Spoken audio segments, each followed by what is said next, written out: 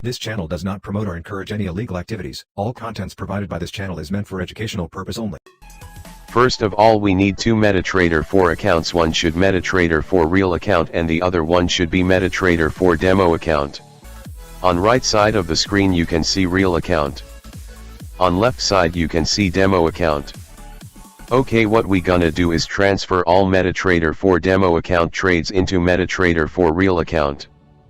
To do this we need to download a zip file. I will put the link in the description. I have already downloaded the zip file. You should unzip the file.